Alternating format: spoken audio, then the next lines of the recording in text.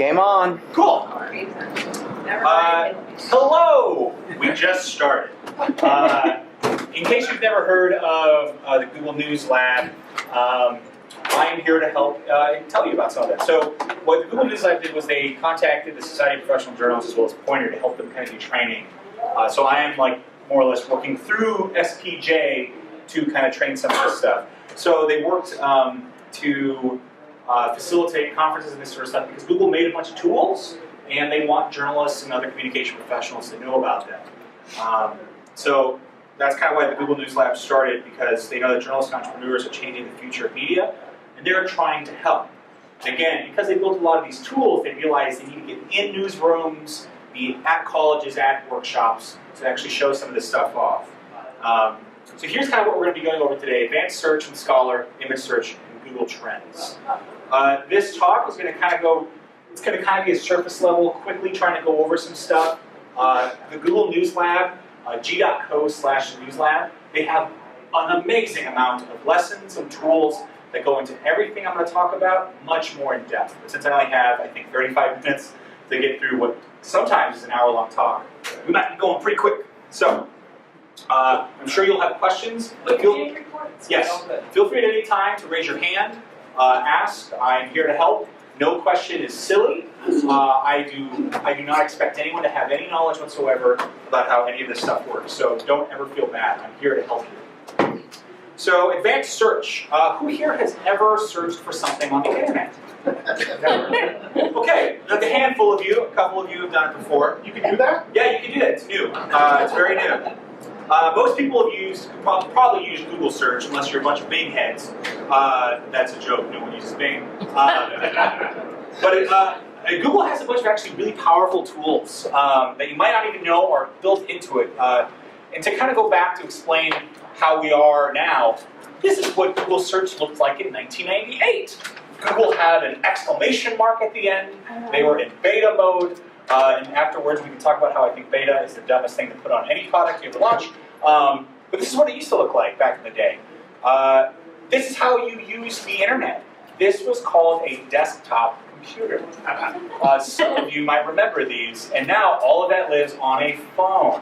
But this is how you surfed the web back in the day. Surfing the web basically was searching the internet.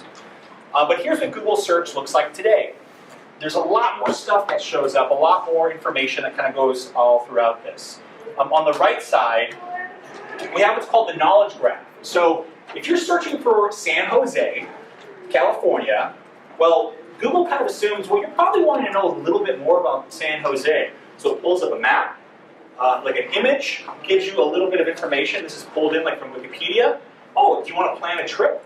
It starts to pull in all this information based on what people have searched for in the past and have then clicked through when they're looking for San Jose. So they're trying to bring you a bunch of this information all at once. So again, it depends whether you're searching for a person, place, or thing. That data there will change. Or sometimes it'll bring in like this has the weather, the local time, population. It'll change based upon what you're searching for. And as you know, the way that we search on our phones has changed. Back in the day, you used to be able to text a number, and then Google would like respond. There's a university, I think in Alabama, that you can still do this. You can call, the human being answers, and you ask them a question, and then they search for it somehow. And they used to go through books, and now I'm sure they just type in Google. But this shows you how this has changed, and now you can even talk to your phone, and it'll take text and turn it into something you can search for. So again, they also pull in a Twitter real-time search. In case you don't know that this exists, you can search for tweets through Google, which is also a nifty thing that they have. So if breaking news is happening or something like that, odds are some tweets might bubble up as well in your search. That was tweet stuff. Excuse me? That was tweet stuff. Oh no, it was just Twitter. Just Twitter will show up in your normal search results. And then there's also accelerated mobile pages, which is an attempt to make the internet faster and make your websites also serve up content faster so people can find it faster. This is a quote from one of the founders of Google. The perfect search engine should understand exactly what you mean and give you back exactly what you want. So if you're typing something, it should understand you and give you back what you're looking for. That's why there's a lot of these things in advanced search to help you get toward that. A big one is this dash. If you can see this, it says Jaguar speed dash car. What this kind of means is search for this, but not that. So if you typed in Jaguar speed, odds are how fast the car is would pop up, because Jaguar is also a brand of car. But if you're specifically looking for the animal Jaguar, this would instead bring in results for only the animal. It would remove any results relating to car. So that's one way if you're trying to search for something and you want to remove something, put a dash in front of it, and it gets rid of it. So let's say you have I have the same name as a famous soccer player who's also named Andy Boyle. So if you search Andy Boyle dash soccer, you'd probably get less results about that guy, who is apparently very good at soccer. And I have to get his Google alerts all the time. Again, that's a way of being able to get this out of there. Another super powerful one is site search. So I'm not sure if you can see this that well, but this basically says Olympics site, SITE : NBC.com. What that means is it's going to search through all the Google results that Google has for NBC.com with the word Olympics. So it's basically as if you're trying to like search on that NBC.com. It'll pull up all the results related to that. And as you see, this is all the results on NBC.com's website. So that's searching. Yeah, site:NBC.com. And I'll show you, there's like a little cheat page that allows you to do this a little easier. You can even search within a domain. So if you are doing research and you're trying to find specific information, this is like site.gov. This will search all .gov domains for whatever your search term is. So in this case, you're looking at Olympics, site.gov. It's pulling up some information from the CDC about the 2016 Olympics, which, like the Zika virus was like a huge deal. So that's a big thing that's popping up. You can also do one, and this is an interesting one that I didn't know existed until I started giving these talks. It's related. So you can type in relatedvote.com, and it'll bring up any other websites that are similar to that website. So repeat that. Related, and then just the website that you're looking at. So if you wanted to find sites that were kind of like Vogue.com, this is a great way. So it brings up Elle, Harper's Bazaar, GQ, W Magazine, Women's Wear Daily. It pulls up things that seem to have similar kinds of content. So if you're doing a story and trying to find other sources or trying to find other places that might have similar information to what you're looking for, you can just type related in that website name, and you'll find alternative areas to be able to find information out about that similar topic. This is like a really good research tool if you're trying to this seems interesting, but I'd like to get more sources than just this organization. And like again, if you're like in a specific coverage area and you're reading from like a journal or something like that, this is a great way to find other similar organizations. Search refinements. You can also search by file type. So in this case, someone wrote Affordable Health Care Act file type : PPT. The PPT, that's a PowerPoint presentation. So what this does is it searches through the entire internet and it finds things with the file that are PowerPoint slides about the Affordable Health Care Act. And so one of the top one is from the American Association of State something. But it's like their PowerPoint presentation about this.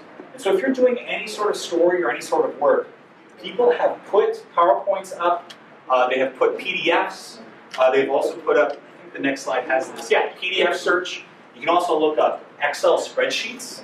A really big one is sometimes organizations don't know they put up spreadsheets of incredibly important information, like salaries, Social Security numbers, other stuff that should not be online. My alma mater, allegedly, did this. They accidentally put up a spreadsheet that contained a bunch of students' Social Security information. Somebody accidentally put it on like an intranet that they thought was protected. It was not. Was that UNC? No, that was the University of Nebraska-Lincoln. Go big. Yeah, they've done it in a lot of places because it's an accident.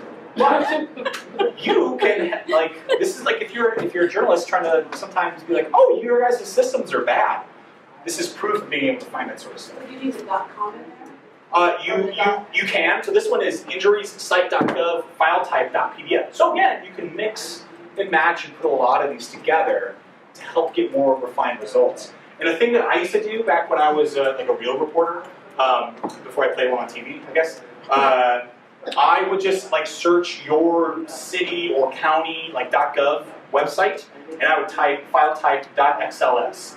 What spreadsheets are available that they're just putting out on there? Because sometimes you might have a disgruntled employee who's just like, I'm just going to put up everyone's salaries, even though it's a public record.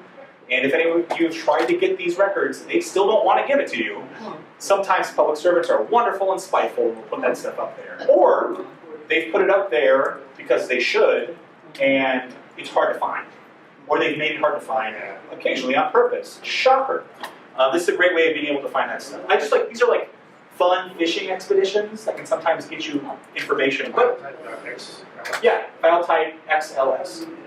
So do you have to do the HTTP, or can you just do? Just like FBI.gov or cookcounty.gov or whatever it is. And if you can't remember all of these, that's totally okay. If you go to google.com, at the bottom right, there's a settings, there's a little thing that says advanced search. If you click on that, it gives you this nice little page that has all of that kind of written out for you. So like, find pages with all of these words, this exact word or phrase, none of these words. Language, so if you're trying to find stuff in different languages. If you're trying to find stuff in different regions, so you can find search results kind of related to actual geographic areas. The last time it was updated, which is a great tool if you are trying to find newer information, or if you're trying to find a thing that specifically you're like, I think it probably would have, that government report probably was in 2014, so it shouldn't be after a certain time. It's a great way to help you narrow down those results. And again, there's also punctuation and symbols. Yes? One moment, so I'm just trying this. The syntax, site colon dna.dhhs.gov. Yep. File type colon .xls. Or just XLS. You don't necessarily need I that. don't have to do the dot? Okay, because I'm getting no returns. They might not have put anything up. No. Oh, now it's working. Great. There's also some punctuation and symbols that can help. One interesting one that I like is the finding of prices. If you just type a word like Nikon $400 with the $, it'll find you things that are related to Nikon that cost $400. So if you're ever compiling one of those like things under $50 to buy your spouse or something for Christmas lists, here's a great way. Or if you're just trying to find that stuff, here's also a great way. But again, these are some of these search operators if you don't want to use that page. And again, you can find, if you just search Google search operators, it will take you to this page. Google's great at showing you how to Google for Google. So, in a similar vein, and I apologize for going so fast, it's just, I don't have as much time. They actually told me I have 5 less minutes than I thought I did. Google Scholar, who here has ever used this? It's awesome. If you've ever used like EBSCOhost, LexisNexis, these sort of things, Google Scholar does a very similar thing. It searches through scholarly papers, legal content, which is always growing and getting better. And it also has its own alerts. So if you've ever set up a Google alert, you can set up a Google alert specifically for Google Scholar, which is pretty awesome. Again, you can search by keyword, author, publication, and you can search using most of the previous refinements that I showed you. So here's an example. It's a scientific story done by a newsroom in Tennessee, and they were covering this cancer treatment using Prussian blue nanoparticles. Now, we all know what they are. It's standard news now. We're all a bunch of Prussian blue nanoparticle heads. But they were trying to find people that had done the research in that world, or actually had done something about it, because they wanted to find more experts. So they were able to search Prussian blue nanoparticles and a bunch of papers that were written about that, as well as the names of the authors, where they were published, all this sort of stuff. And then also, how often were these cited in other papers, which can sometimes show you the validity or like how good some of these papers are. If a paper's cited 100 times, it's probably better than one that's never been cited. Or unless all the citations are, this paper's the worst. But again, this is a great way to find human beings to talk to about science, or people that can point you in the right direction if you're trying to find out more information. How do you get to Google Scholar? I think it's just google.com/scholar. What I was going to say is type in Google Scholar, Google, yeah, and you'll find it. Because sometimes it's like scholar.google.com, and so I always forget which one it is, but if you just type Google Scholar, you'll find it. Gosh, I never realized. Yeah, and I forget, and I teach it. And every time I'm like, remember what the exact is. At the bottom left on this page is where you would create an alert. So there's a little button down there that just says create alert.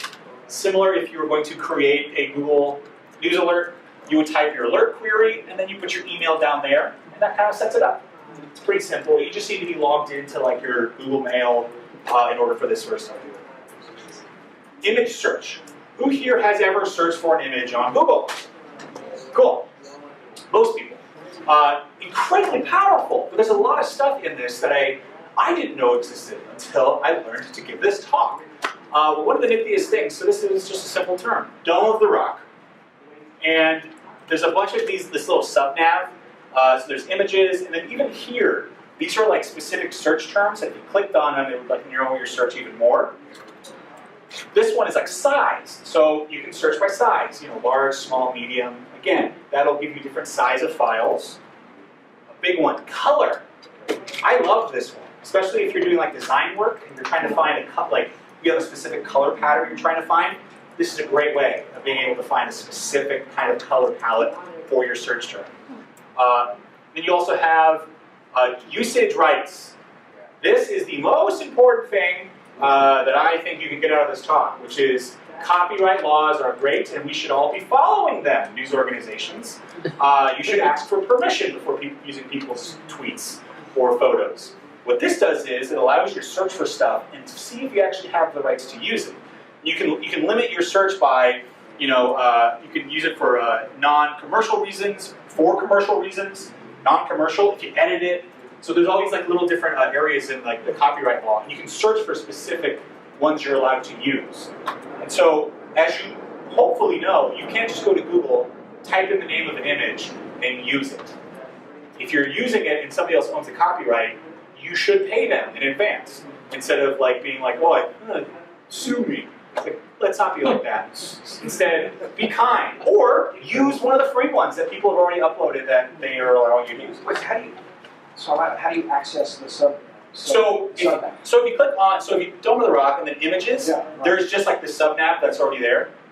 You should say like sizes, all these sort of things. If it's not, you click on tools. Or you click on tools. And then that should give you like usage rights. And there's also a specific like Google, I always like to search as like a Creative Commons search tool. Creative Commons is usually like the law that allows you to use this open source photography kind of. And that allows you to search through a lot of places as well as Google. Who knew that you could search with an image? That you can upload a photo into Google. It's like a reverse image search. But there's two ways of doing it. You can give them a URL, but you can also upload an image. And this is a really powerful tool if you are in the news business, because who here remembers the Malaysian flight MH17? Yeah. Yeah. If you watch television, CNN talked about it a lot. But it came down to eastern Ukraine, and it's like a little while after it happened, this photo started circulating through the internet, and people were like, "Why is no one writing about this photo of this plane crash?" But it turns out this is an image from the TV show Lost that someone photoshopped. And now, if you reverse image searched it, there's enough data in this Photoshop image to find the original. So Yes? when you say upload it, you upload it to what program? So if you go to google.com/images or images.google.com, I always forget which one, there is a search by image, and it allows you to paste in a URL or upload an image. So if you've downloaded it, you can put it on there. Also, if you're using the Chrome browser, right-click, and there is like a search by, you can click on an image, and like you can do a reverse Google image search that way, which is pretty nifty. This might be hard to see, but what bridge is this? Okay. It is actually the 25-day Abril Bridge, suspension bridge in Lisbon, in Portugal. That's what we meant. Yeah. Again, I remember the first time I gave this talk, I was like, why is this in here? Also, I should have gone through the talk beforehand. But it's a great way of also helping you find when like photos are taken of places and you don't necessarily know where it is. This can sometimes be a resource to show that.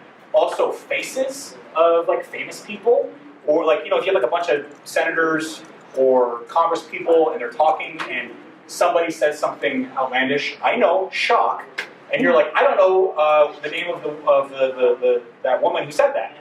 You can sometimes do a reverse image search of like their face and find who they are, if that photo's been used before. Yes? So does Google Earth, is that, maybe do that so that it has the, basically the. Not as much. So like in this case, that image was previously used, so it was a way to be able to find what that image was. Sometimes it can make those. So not the world yet. Yeah.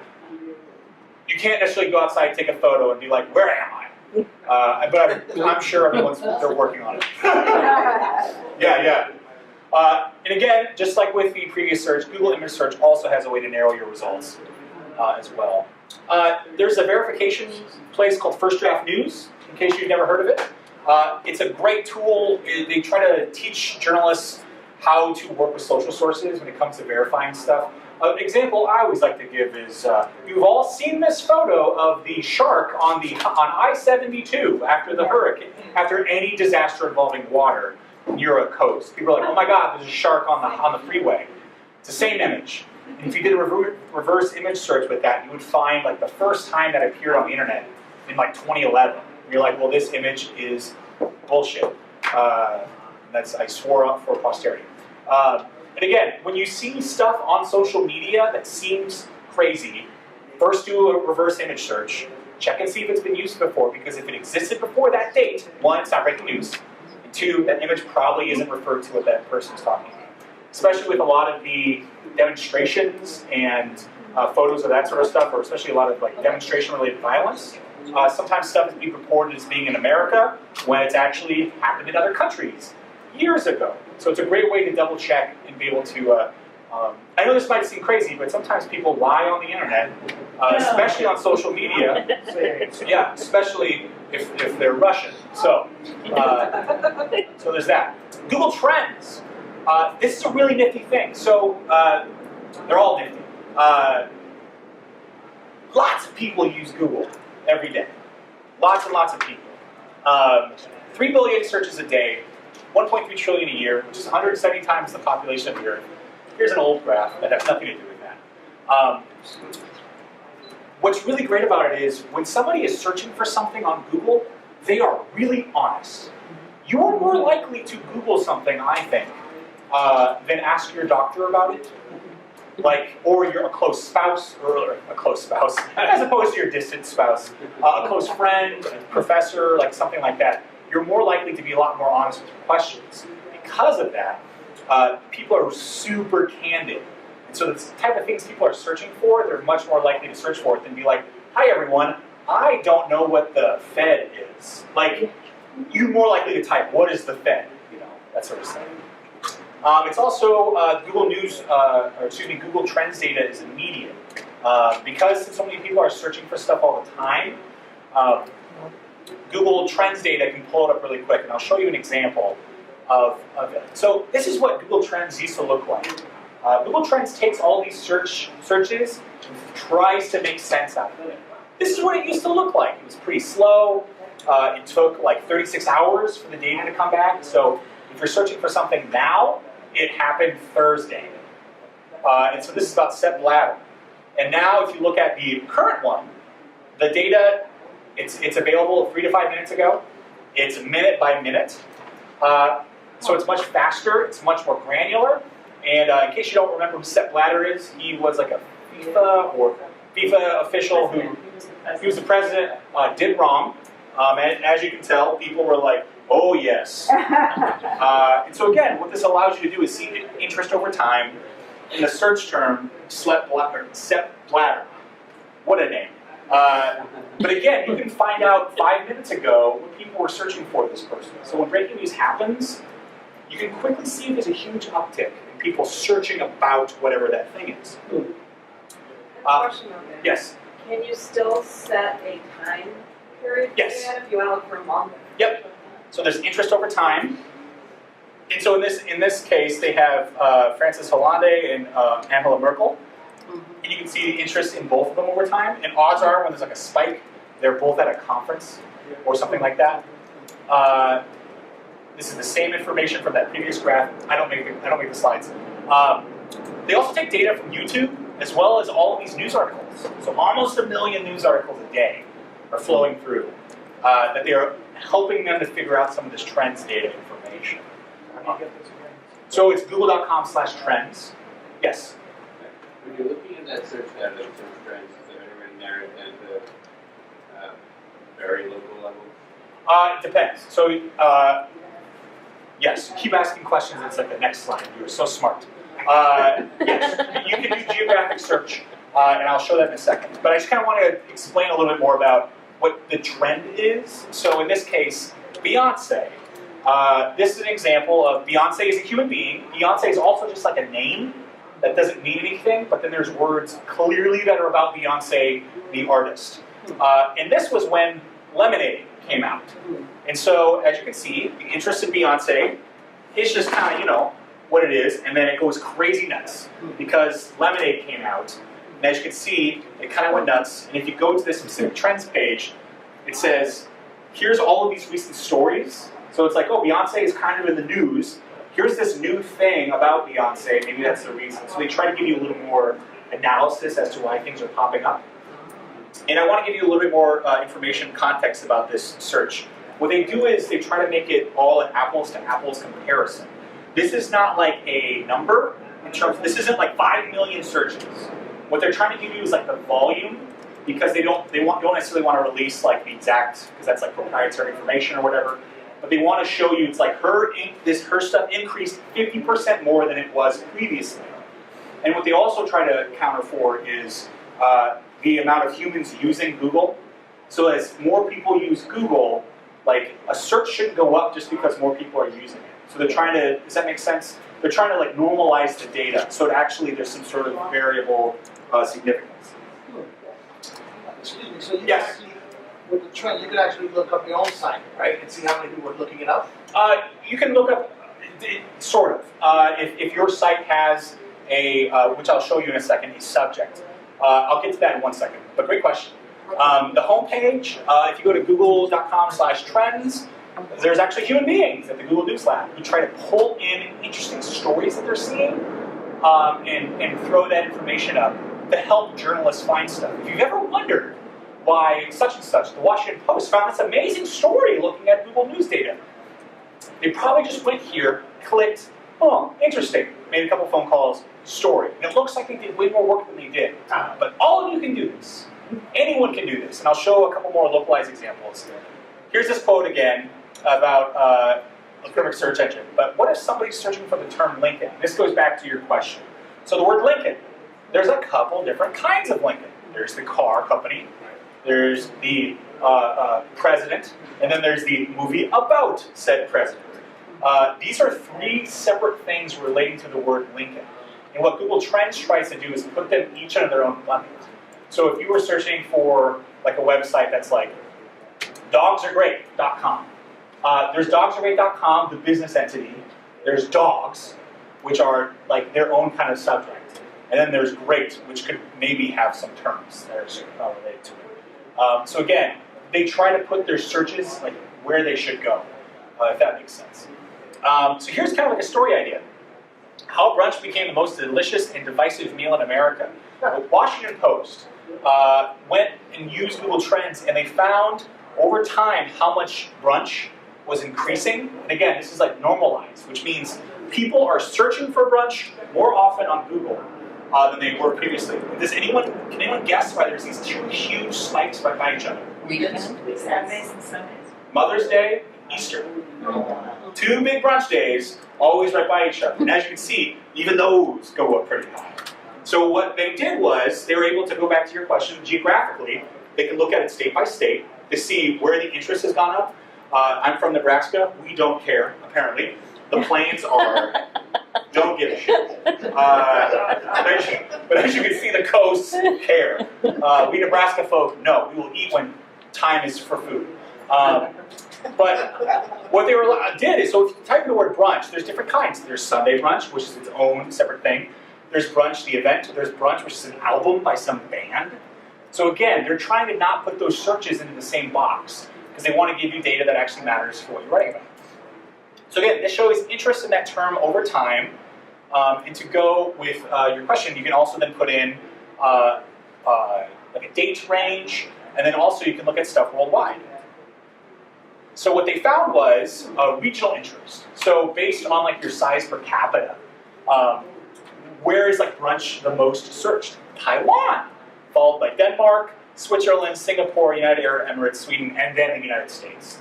So again, this is like normalizing the data. Yes. So I'm just confused because I put brunch in here and I'm not getting that same thing where it's giving the choices that could mean other things. Does it not? It doesn't do that. That's something I do If mentally. you go to, I can look at it afterward. But yeah, you should be able to get to it. If they've changed it since they've made these, I'm going to be mad. What we can do is you can, again, Easter brunch, Mother's Day brunch, you can see how those compare over time.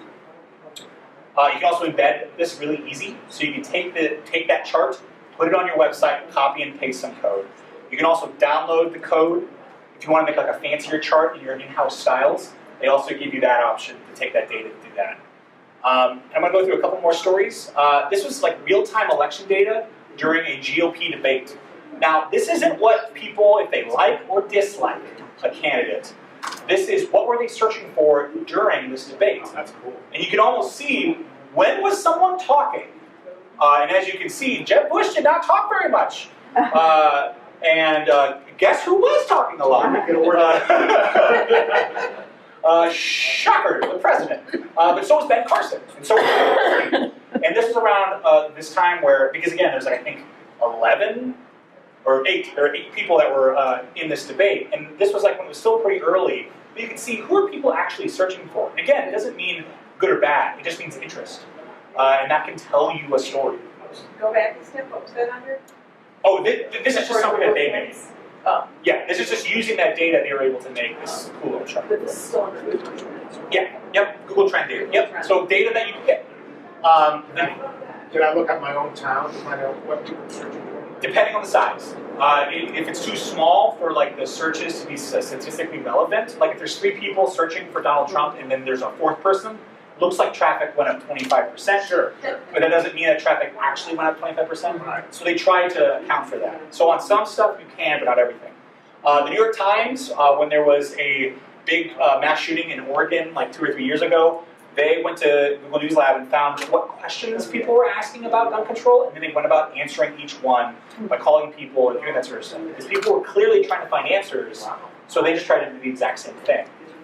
Yeah, Time Magazine figured out what each state is giving up for Lent, and I was like, oh, which state is this? Oklahoma giving up fear. Okay. But what they did was, again, searching the terms Lent and give up from a certain period of time, and then they were able to make this chart. So you might not be able to drill down to a city, but at least in this case, they could find states. Yeah. A lot of people are giving up meat, coffee, alcohol, sex, sweets, and Facebook. So, and sugar. Good luck. Google Trends has a Twitter account, because everything needs a Twitter account, and they tweet out a lot of stuff. And they also have a lot of data you can download at their GitHub repo, if that's a thing that you care a little bit more about. They even have a little screensaver that you can download that pulls in latest Google Trends. And this was when Cat Williams got beat up by a 12-year-old. He's a grown man. And you can go to, again, this is the long link for g.co/newslab that has a lot more of these trending lessons and tools. And this is the end of this portion of the talk, because I had to go so fast, I apologize. This is where I am to tell you that SPJ is really cool. And if you want to learn more about this partnership, just so you know that I'm not a complete and total shill, I work through SPJ, and if you don't know who they are an organization that does really great work, promotes journalism ethics, tries to protect journalists as well. You can learn more at spj.org/Google. If you want to write a review of me, you can go to tinyurl.com/spj2017. I will pop this back up near the end. And again, great journalism is a thing of power. This is the you should donate to SPJ page, but you don't have to. So, yeah, and that is this talk. And I have another talk that I will give in a little bit that goes a little bit more in depth. That will go through some maps and geographic stuff. So, thank you. That was the fastest I've ever given a talk. What I like to always tell people, g.co/newslab. They have videos that are slower than I speak, that go a lot more in depth. They have walkthroughs. G.co/newslab. And if you have questions, you can email me. I'm on Twitter. I don't tweet as much anymore because I'm busy. But yeah, that's Google Newsletter. G.co/newsletter. Somewhere. So can you help me with something specific I do every week? I might be able to. Okay. We're a music website. Mhm. So when big band has concert coming into town, we write about it, and we're looking for 3 pictures to go with it. So would that be? And also we want to see, what Pitchfork and other people are saying about that. Yeah. We on that image search, under the drop down where it has usage rights, you can find commercial use.